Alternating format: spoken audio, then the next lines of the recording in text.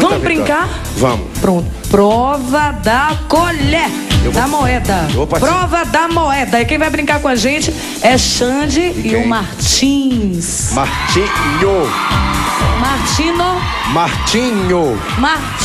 Eu quero dizer uma coisa aqui pro Brasil. Peraí. Eu me recuso a participar com o Martins dessa vez. Por quê? Porque eu não quero competir com ele. Ah, não faça isso. Ele joga sujo. Não joga nada. Ele já é um sujo. Não joga nada, eu vou começar com ele. Venha pra cá. Pronto, vou logo começar pra ver quem vai levar. Então vá. Martinho. Martinho. É porque hoje eu tô tão animada, minha gente. Porque tá os baianos todos aqui aí. Preparado?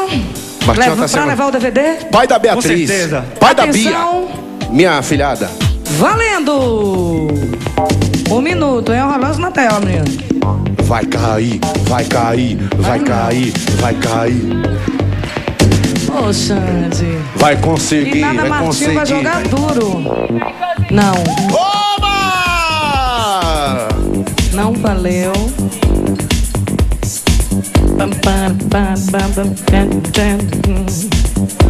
Ih, o negócio tá sério aí, né? Oi!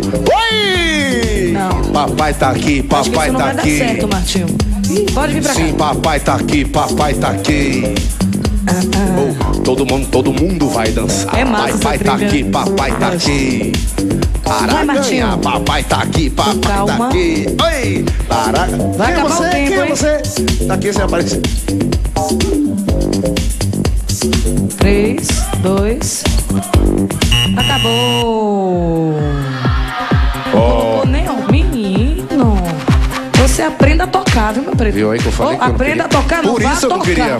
Por isso eu não queria. Entendi, porque Tá você vendo? sabe. Hein? Xande tirou minha concentração. Toma vergonha. Vá tocar. Toma sua e moeda vergonha. moeda nunca mais. Quem vai brincar com a gente é Xande. Vá tocar. Não adianta é melhor reclamar, pra não. você. Vai Xande reclamar. vai arrebentar. Opa. Levar o DVD pra Camille. Ela tá